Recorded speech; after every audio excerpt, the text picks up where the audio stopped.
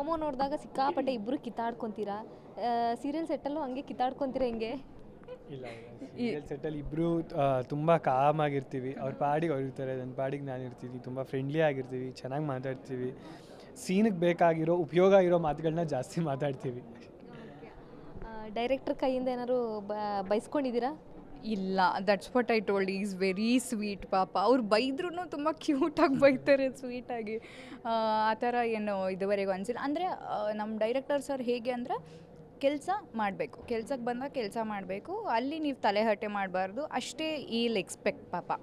Because ಅವರು ಕಿರ್ಚ್ತಾ ಇರ್ತಾರೆ, ಕೂಗ್ತಾ ಇರ್ತಾರೆ ಆರ್ಟಿಸ್ಟ್ಗಳಿಗೆ ಆಗಲಿ, ಅಥವಾ ಸೀನ್ ನಡೀತಾ ಇರಬೇಕು, ಇನ್ನೇನೋ ಪ್ರಾಬ್ಲಮ್ ಆಗಿರುತ್ತೆ, ಅದು ಹಂಗಿರ್ಬೇಕು ಹಿಂಗಿರಬೇಕು, ಕೂಗ್ತಾ ಇರ್ತಾರೆ.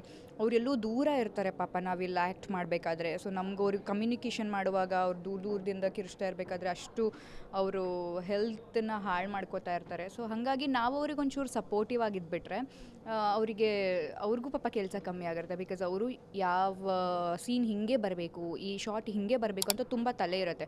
ಅವ್ರು ಬರೀ ಫಿಸಿಕಲ್ ವರ್ಕ್ ಮಾಡ್ತಾ ಇರಲ್ಲ, ಮೆಂಟಲಿ ವರ್ಕ್ ಮಾಡ್ತಾ ಇರ್ತಾರೆ. ಸೊ ಹಾಗಾಗಿ ಈಸ್ ವೆರಿ ಸ್ವೀಟ್. ಆ ಥರ ಏನಿಲ್ಲ. ಬಹುಶಃ ನಾವು ಆರ್ಟಿಸ್ಟ್ಗಳು ಯಾರು ಅವ್ರಿಗೆ ತೊಂದರೆ ಕೊಟ್ಟಿಲ್ಲ ಇದುವರೆಗೂ, ಎಲ್ಲರೂ ಕರೆಕ್ಟಾಗಿ ಮಾಡ್ಕೊಂಡು ಹೋಗ್ತಿದ್ದೀವಿ. ಸೊ ಅವರು ಯಾರಿಗೂ ಬೈದಿಲ್ಲ ಪಾಪ. ನಿಮ್ಮ ಸೀರಿಯಲ್ನ ಜನ ಯಾಕೆ ನೋಡಬೇಕು? ನಮ್ಮ ಸೀರಿಯಲ್ನ ಏನಕ್ಕೆ ನೋಡಬೇಕು ಅಂದರೆ, ಮೊದಲನೇದು ನಿಮ್ಗೇನೇ ಅನಿಸ್ಬೋದು ಅಥವಾ ಯಾರೇ ಹೇಳ್ಬೋದು ಆ ಸೀರಿಯಲ್ ಥರ ಈ ಸೀರಿಯಲ್ ಥರ ಇದೆ, ಆ ಸೀರಿಯಲ್ ಥರ ಇದೆ ಅಂತ. ಬಟ್ ಅದು ಯಾವ ಥರನೂ ಇಲ್ಲ, ಕಂಪ್ಲೀಟ್ಲಿ ಡಿಫ್ರೆಂಟ್ ಆಗಿದೆ. ಎಲ್ಲ ವಯಸ್ಸವ್ರಿಗೂ ಬೇಕಾಗಿರೋ ಕಥೆ ಇದೆ. ಯಂಗ್ಸ್ಟರ್ಸ್ಗೆ ಒಂದು ಕ್ಯೂಟ್ ಲವ್ ಸ್ಟೋರಿ ಇದೆ.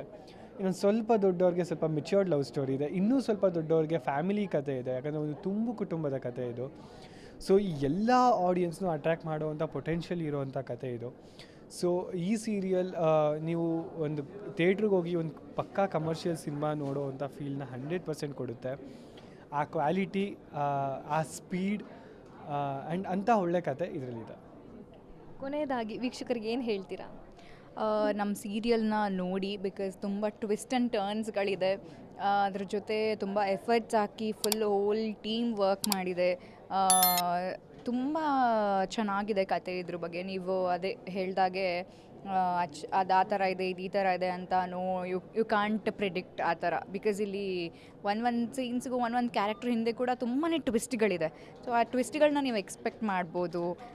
ತುಂಬ ಚೆನ್ನಾಗಿ ಕತೆನ ಹೇಳೋ ರೀತಿಯನ್ನು ಕೂಡ ತುಂಬ ಚೆನ್ನಾಗಿ ಹೇಳಿದ್ದಾರೆ. ಸೊ ಹಾಗಾಗಿ ಎಲ್ಲ ಪಾತ್ರ ಕೂಡ ತುಂಬ ಕನೆಕ್ಟ್ ಆಗುತ್ತೆ ಜನಗಳಿಗೆ. ಇದು ನನ್ನ ಪಾತ್ರ, ಇದು ನಾನು ಈ ಥರ ಮಾಡ್ತಾಯಿದ್ದೀನಿ, ಹಾಗೆ ಆ ಥರ ತುಂಬ ಕನೆಕ್ಟ್ ಆಗುತ್ತೆ. ಸೊ ಎಲ್ಲ ಏಜ್ ಕ್ಯಾಟಗರಿಯವರೆಗೂ ಇದು ನೋಡಬಹುದು ಅಂತ ಹೇಳಕ್ಕೆ ಇಷ್ಟಪಡ್ತೀನಿ. Thank you so much sir.